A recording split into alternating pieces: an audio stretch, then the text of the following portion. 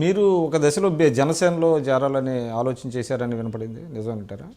ఇప్పుడు జనసేన చిరంజీవి గారి కుటుంబ సభ్యుడే కాబట్టి పార్టీ మీద ఏదైనా పెడతారో మంచిదేమని చెప్పని మా కార్యకర్తల నుండి అనేక రకాల ఇవి రావచ్చు. కానీ వారి దగ్గర నుంచి ఈ రోజు వరకు కూడా స్పష్టంగా నేను 175 నియోజకవర్గాల్లో పోటీ చేస్తాను, ఒక బలమైన శక్తిగా ఉంటాను, ఏదో నెలకు ఒక మీటింగ్ పెడుతున్నారు, ఆయన ప్రజా సమస్య మీద మాట్లాడుతున్నారు, ప్రశ్నిస్తున్నారు, వెళ్ళిపోతున్నారు తప్ప అసలు ఆయన పోటీ చేస్తారో లేదనేది ఇవాళకి క్లారిటీ లేదు కదా. ఈరోజు కూడా నేను పోటీ చేస్తానన్నాడు తప్ప నా పార్టీ పోటీ చేస్తుంది, 175 మంది నేను కంటెస్ట్ చేస్తానన్న అనలేకపోతున్నాడు, నా దగ్గర ఆర్థికంగా స్తోమత లేదంటున్నాడు ఆయన, నేను చేయలేదు. జనసేనను కూడా అధికార తెలుగుదేశం పార్టీ కంట్రోల్ చేస్తుంది అనేటువంటి భావన ఉందంటారా? ఇప్పుడు దానికి మీరు ఏకీభవిస్తారా? అపోహలు అయితే దానికి క్లియర్గా ఉన్నాయి సార్. దానికి కూడా ఒక రీజన్స్ కూడా కనబడుతున్నాయి. ఆయన ఎప్పుడు కూడా కేంద్ర ప్రభుత్వం మీద మాట్లాడుతున్నారు తప్ప రాష్ట్ర ప్రభుత్వం మీద మాట్లాడలే. ఆయన ఇప్పుడు ప్రత్యక్షంగా ప్రజలకి దగ్గరకు ఉండేది రాష్ట్ర ప్రభుత్వం. అంటే కారణం ఏమంటారు?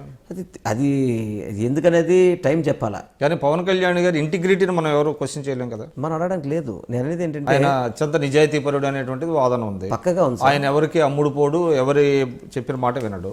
కానీ మీ ఆరోపణ ఏంటంటే తెలుగుదేశం వైఫల్యాల మీద ఆయన పెద్దగా స్పందించట్లేదు అంటారు. స్పందించలేదు. ఇప్పుడు రైతుల రుణమాఫీ ఉంది సార్, వారు కూడా డయాస్ మీద ఉన్నారు. సో దాంతో మీకు డిల్యూజన్మెంట్ వచ్చి ఆ ఆలోచన వదులుకున్నారా, జనసేనలో చేరాలి అనేటువంటి ఆలోచన? కాదు సార్, జనసేన చేరడం కాదు సార్. నేను చెప్పేది ఇప్పుడు మీరు అడిగిన దానికి సమాధానం చెప్తాను. ఇప్పుడు ఆయన కేంద్ర ప్రభుత్వం మీద ప్రత్యేక హోదా కావచ్చు, లోటు బడ్జెట్ల మీద చాలా మీటింగ్లు పెడుతున్నారు, ప్రత్యేక హోదా మీద అయితే ప్రత్యేకంగా పెడుతున్నారు. ఆయన ఇంకా దాన్ని నిజంగా స్వాగతించాలి, దాంట్లో ఎటువంటి అభ్యంతరం లేదు.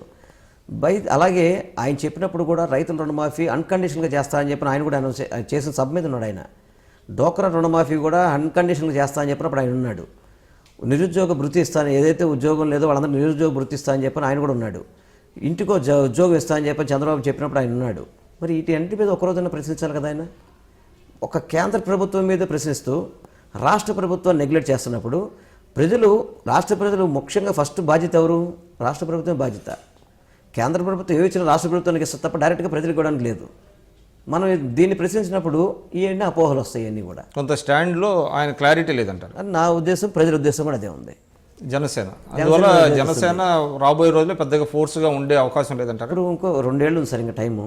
ఈ 2 ఇయర్స్లో మరి ఆయన ఈ రోజు వరకు కూడా కమిటీలు కానీ అటువంటి లేవు. మరి ఆయన నుంచుంటాడా లేదా అనేది అది వారికి తెలవాలి తప్ప ప్రజల దగ్గర నుంచి అనేక అనుమానాలు ఉన్నాయి. నేను వెల్లంపల్లి శ్రీనివాస్, మీరు చూస్తుంది ఐ డ్రీమ్ న్యూస్.